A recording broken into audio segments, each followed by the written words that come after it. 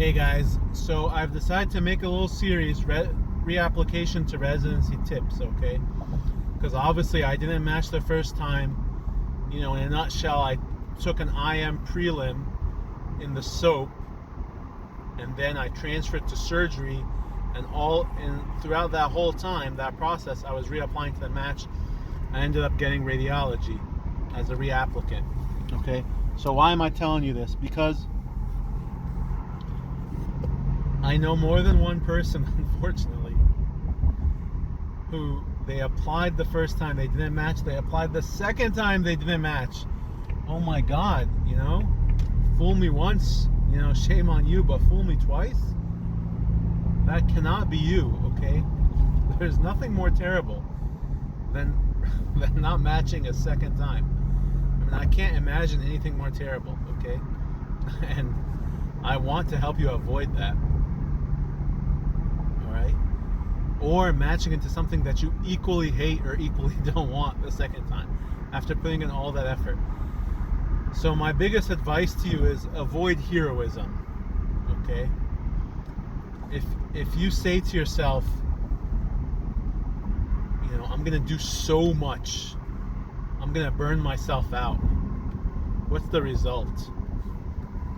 You end up burned. You just end up a burnt crisp. And what's the biggest burn of all is not matching. Alright, so you are not a sculptor. You don't have a big, huge rock that you start with that you're carrying that burden and you chip away at it. No, you're like a cake builder. Alright? You only put in the ingredients that you need. Okay?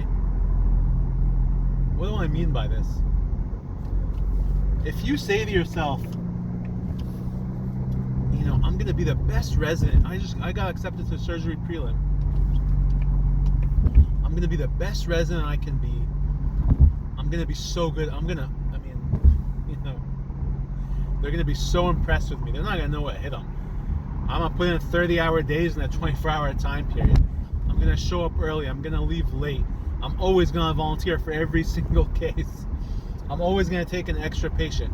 I'm gonna go above and beyond, and impractically so, because I'm trying to match, because I'm so desperate. And I know you're desperate. I've been there.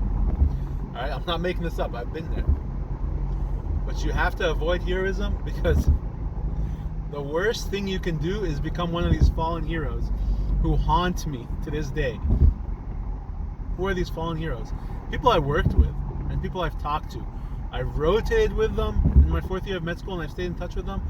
I've worked with them in my surgical prelim, or I've given them advice and I've called them and they've called me, and I find out things about them. Let me tell you, the girl, she applies to optho the first year, goes to a good med school. These are US grads, by the way. All of them I'm talking about are US grads.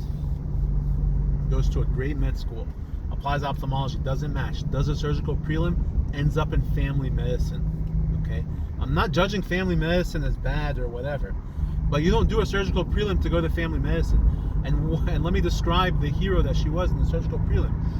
Showing up, we would round at 5:45 for trauma. 5:45 is early.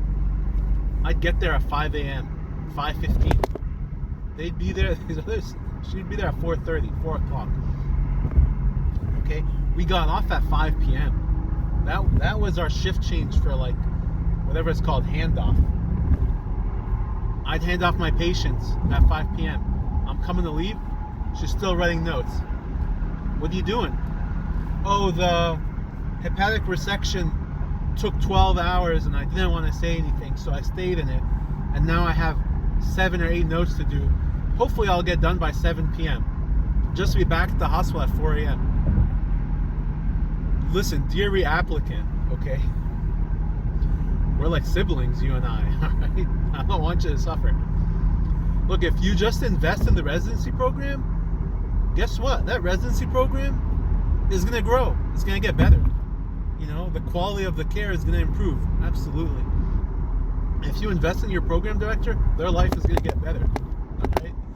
If you invest in your co-residents, they're going to improve.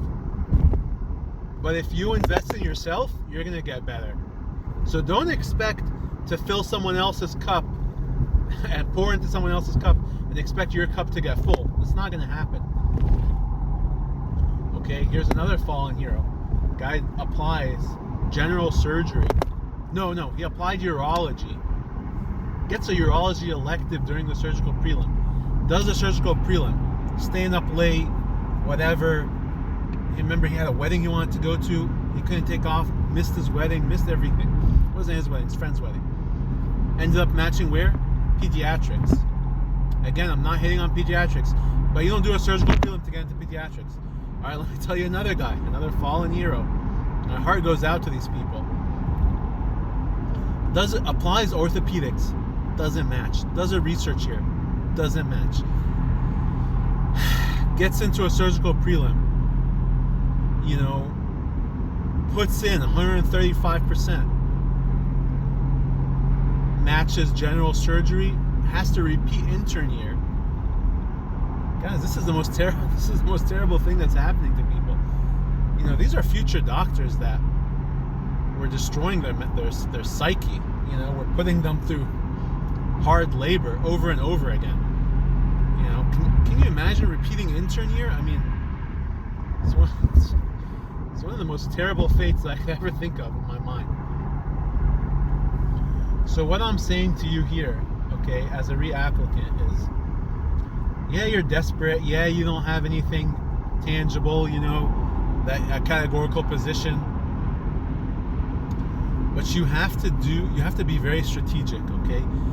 You can't just be doing a brute force push, full court press the entire game. I don't even watch basketball. I don't even know why I use these references. I'm not even athletic. You can't do that the entire game. This is a marathon, all right? There's multiple games. This is a whole season right now. So you're going to do different rotations. You can't burn out in your first rotation because you got your second and third and fourth rotation, all right? You have to invest in yourself. What does that mean?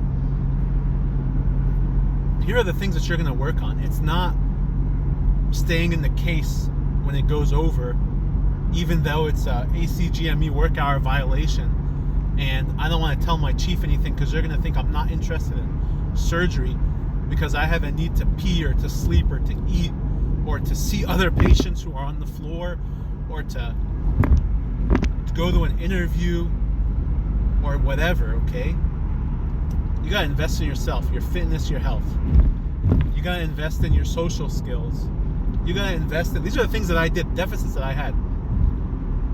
You got to invest in your interview skills. You have to reinvent your whole application, okay? At the same time, you're reaching out to your mentors in med school. You're rallying new mentors and reestablishing the strong relationships that you already have. You're building new connections in the surgical prelim. You're shaking hands. You're meeting people. You're maintaining a good relationship with your program director. And guess what? You're being likable. You're being charming. You're being someone who's pleasant to be around. And on top of that, you want to be a great resident, okay? But you don't want to be a hero. You want to be one of 2 or 3 great residents. You don't want to be the person who stands out, who you think that's going to make a difference. Dude, it's not going to make a difference. When you stay in a case for 12 hours, the attending does not know this, all right? And if you leave at the 6-hour mark, they don't notice. Oh man, this guy left on time. If you say to your chief, I have a patient to go see, I got a page. If you say to your chief, I have another obligation. If you say to your chief, I need a break even. They're not going to say, oh my God, this person asked for a break. Dear program director, we can't match this guy. That's not going to happen, all right? So I know the soap was terrible, anxiety filled, and you got something, and now you're clinging to it for dear life, okay? Just like I did, or I thought. My advice to you now, slow down, take a breather, okay? You made it this far. Call me, email me, message me. We'll make a plan for you to actually get into what you want without losing yourself, okay? Without losing your happiness. I've been there, all right?